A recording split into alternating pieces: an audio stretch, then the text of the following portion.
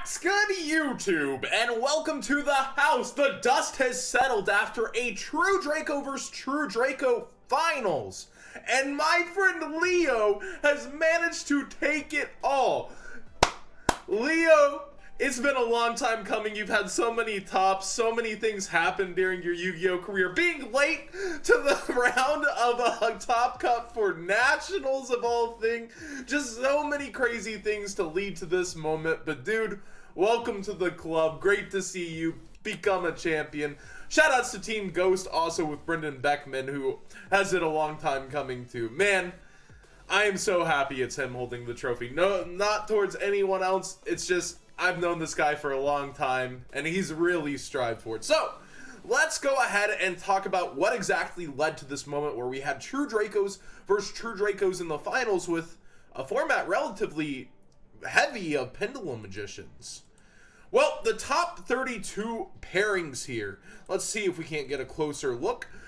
We have so much diversity that there's almost no mirror matches. There's very few. We see Pendulum Magician versus Pen Magician here, but overall we got Trickstar versus Metal Foes, True Dracos versus Pendulum Magicians, Pen Magicians versus True Dracos, one True Draco mirror, Burning Abyss climbing up in here in 2K18, facing off versus Pen Magicians, ABC versus Pen Magicians, Mech Knight Invoked versus True Draco versus Pen, True Draco versus Zephyra, and then we get into Mech Knight versus Pendulum Magicians, Dinosaur versus Pen Magicians, True Draco versus Pendulum Magicians, Mech Knight Invoked versus True Draco, Mech Knight Invoked versus Pendulum Magicians, and Dinosaurs versus Metal Foes. So we actually have quite the spread here with 11 Pendulum Magicians taking their place in the top cut as the dominating deck, but taking a huge cut of that pie chart as well is True Dracos. True Dracos at 9 slots going on to end up in the finals against itself was relatively unlikely, but the deck did seem to dominate towards the later rounds. Perhaps the consistency of True Dracos with the engine being Diagram and Heritage being able to draw a card in a Mice, a Mono Iwado, it might just be too much for the other decks. Iwado just ends up shutting off, that one Rocky Boy ends up shutting off all the hand traps. And it's so powerful and dominant. But we'll get into that more in a second. For Mech Knight Invoked, raising its presence and letting itself be known, the Invoked Mech Knights really seem to be taking over, and usually they want to go second. So they don't care about the dice roll like a lot of other decks, which is why a lot of the better players seem to stick to this deck and really enjoy it. 2 Dinosaur decks, 2 Metal Foe decks, kind of surprisingly, but they've been also using the True Draco strategy along with the Metal Foes for the most part. 1 Trickstar, 1 Burning Abyss, ABC, and Zephyra. Then we have the Colding, and we go down to top 16, where there's still a lot of Pendulum Magicians. There are 7 Pendulum Magicians at this point. The True Dracos get slashed almost in half, down to 4 True Dracos. A Trickstar deck makes it, a Burning Abyss deck makes it, a Metal Foe deck makes it, but only 1 Mech Knight Invoked out of the 4 make it, and the Dinosaur deck remains alive, with a lot of really cool names here. Jesse Cotton from the World's Race, as you might remember, the Canadian powerhouse, Jesse Cotton. We've got Leo Anea versus Anthony King, Pendulum Magician, True Draco there, and Burning Abyss sticking on in here, facing Pendulum Magicians. Matthew with True Dracos facing us against Adrian Sean Shakir. I have not heard that name in some time. Really well-talented, well-seasoned duelist. Multiple YCS tops up in here again. Tyler taking Pendulum Magicians against Elvis Vu, a YCS champion in his own right and always a threat. Ezekiel taking on Oscar with Pen vs. Dinos. Dino Duelist, I'm always with you. Asala, also from the World's Point race, who managed to, clinch himself there. Managed with Pendulum Magicians to go against Alessio and his True Draco. I think he ends up winning this, though. And then we have Nicholas with Metal Foes against Gerald. But something really surprising here happened. When we get to the top 8, not a single Pendulum Magician made it. We have 4 True Dracos, 1 Trickstar, 1 Burning Abyss, 1 Dinosaur, and 1 Metal Foes. I thought we were down to, every single True Draco deck actually advances. That's just insane. So at this point, 7 Pendulum Magicians fall in top 16.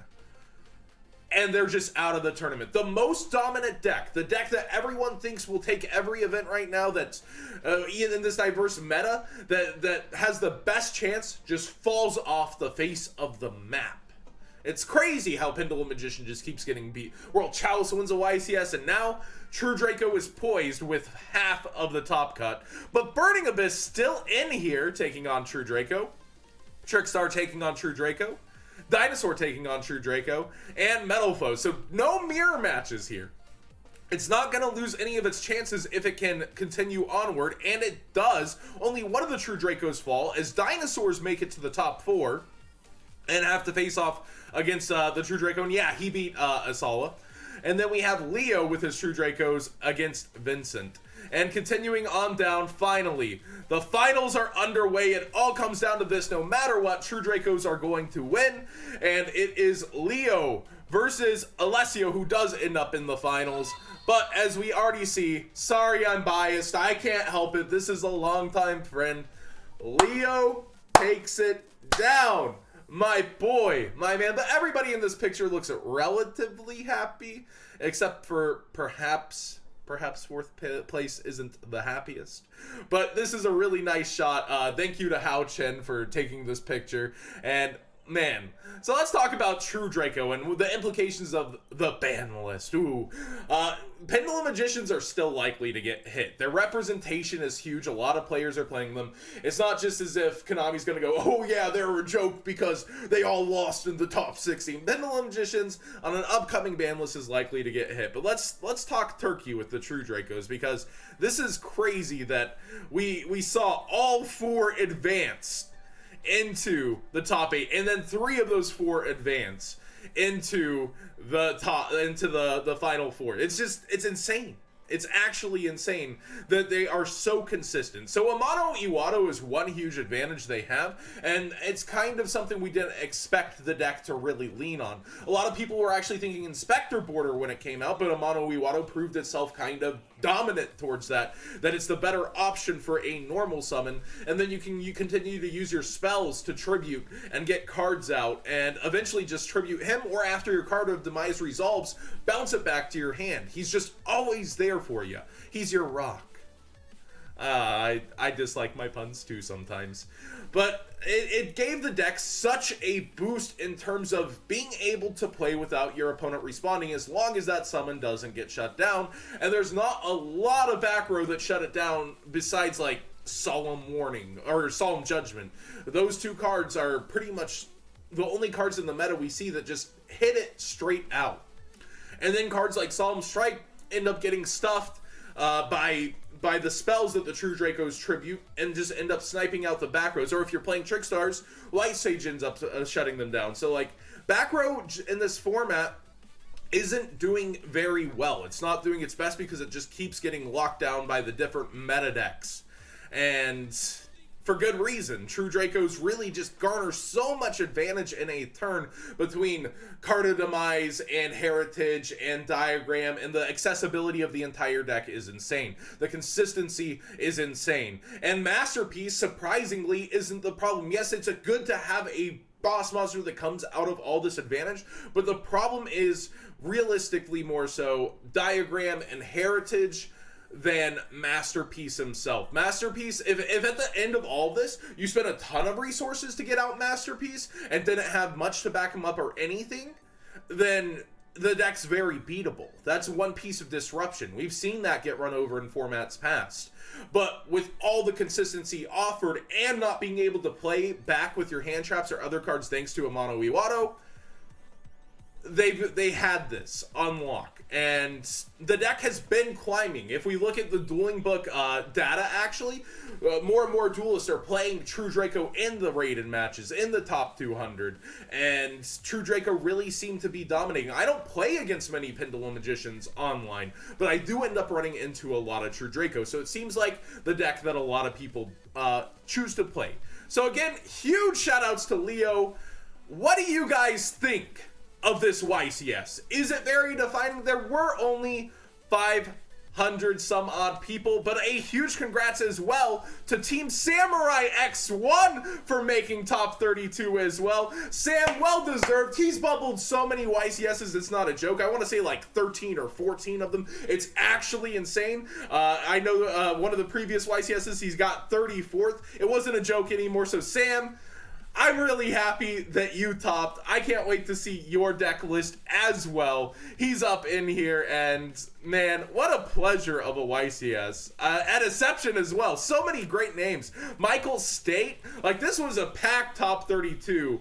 And so it's not like it was a cakewalk or anything. I think it was pretty significant, but it also just shows that having an amazing meta cannot defeat having a not so amazing tournament location. It's really hard for a lot of people to get to Salt Lake, and that's why attendance was so low in my opinion. But I really do think this still has a huge say in what will happen with our meta going forward of True Draco versus Pendulum Magician if we don't see a ban list soon. Thanks for watching, everybody. Let me know what you think down below. Like the video if you enjoyed the discussion, and subscribe if you already haven't.